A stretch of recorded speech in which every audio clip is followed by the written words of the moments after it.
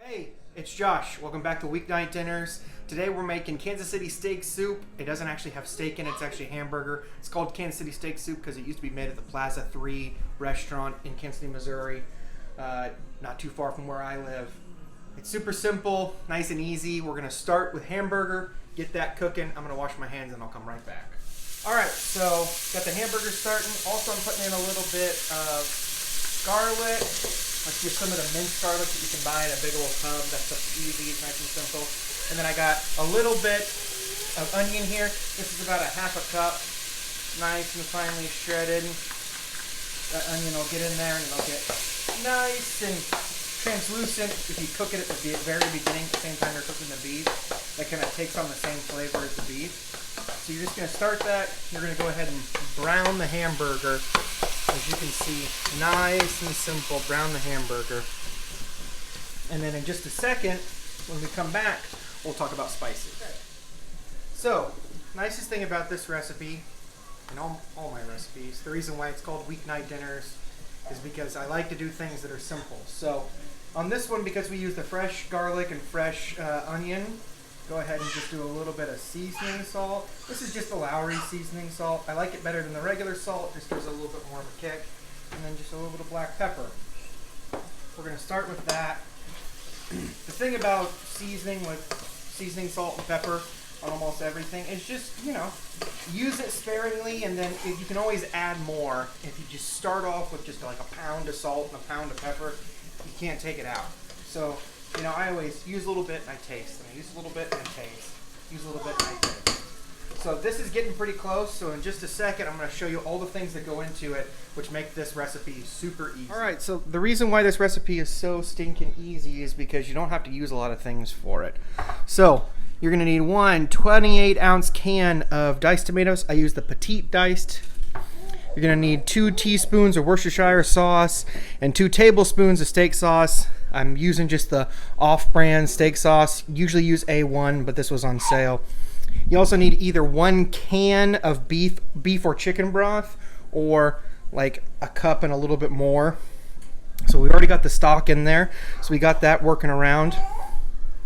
And then also the piece de resistance, the simple part, is frozen mixed vegetables. This makes it super easy.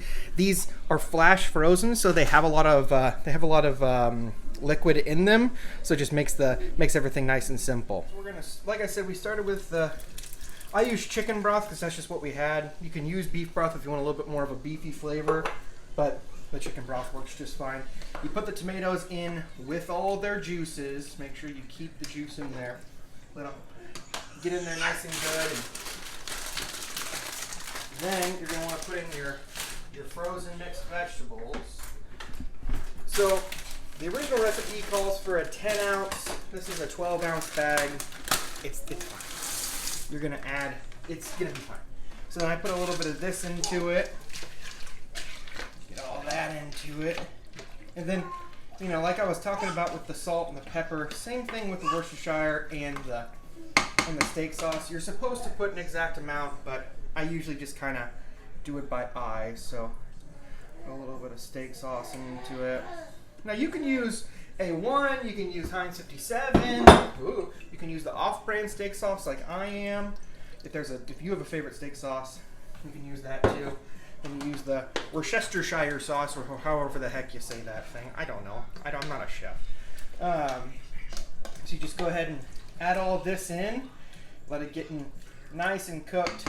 So keep the heat fairly high. I'm having it about medium high right now.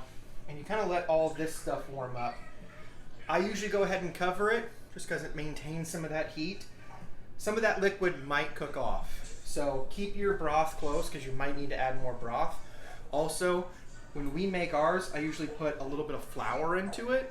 It just kind of thickens it up and it makes it feel less liquidy and more stew-like or more chili-like. So we're going to let this cook 5-10 minutes, and we're going to come back and we'll check on it then see how this right here is just a little bit of chicken stock and flour roux. Pour that in there. That always adds a little bit of thickness to it. Ooh. Let's turn it around here. I'm going to pass off the camera. Hold on.